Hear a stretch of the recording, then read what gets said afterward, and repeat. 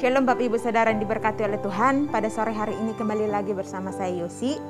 Kita akan masuk dalam pembelajaran katekismus dengan pertanyaan yang ke-88, yaitu apa sarana lahiriah yang Kristus pakai untuk mengkomunikasikan kepada kita berkat penebusannya.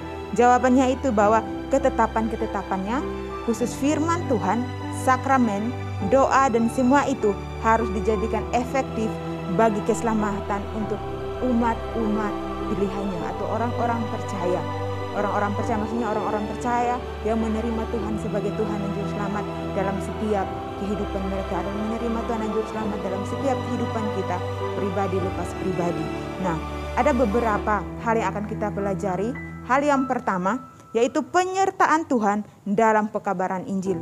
Kita akan melihat dalam Matius 28 ayat yang ke-20. Di sana dikatakan bahwa dan ajarlah mereka melakukan segala sesuatu yang telah kuperintahkan kepadamu, dan ketahuilah aku menyertai kamu senantiasa sampai kepada akhir zaman.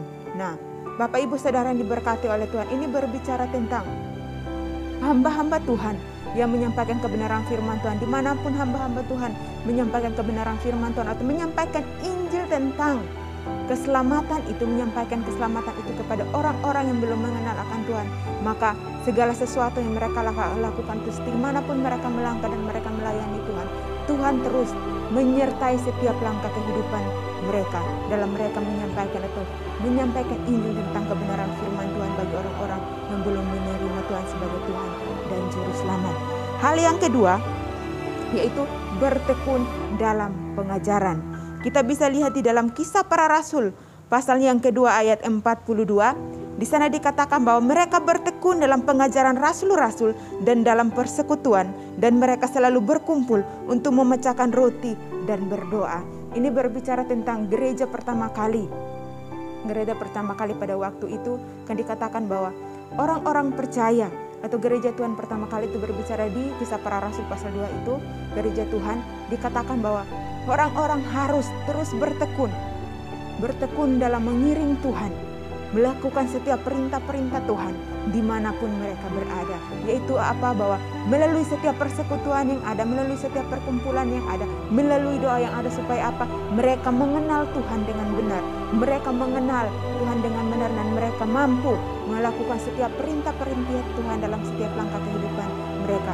Yaitu Bapak Ibu Saudara diberkati oleh Tuhan, jika kita mau hidup kita terus disertai oleh Tuhan, kita harus bertekun melakukan setiap kebenaran firman Tuhan dalam setiap langkah kehidupan kita, yaitu kita membangun persekutuan yang baik dengan Tuhan, datang ke depan hadirat Tuhan, menaikkan setiap doa dan ucapan syukur kita, berterima kasih bahwa Tuhan terus menyertai dalam setiap langkah kehidupan kita, yaitu kita harus bertekun mengandalkan Tuhan, berharap kepada Tuhan, dan terus kita mau percaya bahwa pertolongan Tuhan, penyertaan Tuhan terus ada dalam setiap langkah kehidupan kita.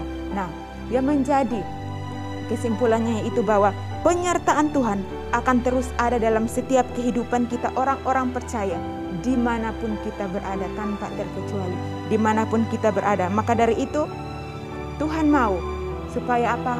Kalau kita mau disertai oleh Tuhan, kemanapun kita melangkah dan kita berjalan atau dimanapun kita berada, mungkin dengan kondisi yang saat ini terjadi, yaitu bahwa kita harus bertekun melakukan setiap perintah-perintah Tuhan, datang ke hadirat dan mengandalkan Tuhan, maka Tuhan akan membimbing, menyertai kita, menuntun kita, yaitu biarlah Roh Kudus terus menuntun kita dalam setiap langkah kehidupan kita, untuk kita terus menjalani setiap hidup kita dalam hari-hari yang terjadi pada hari-hari ini. Bapak Ibu Saudara diberkati oleh Tuhan.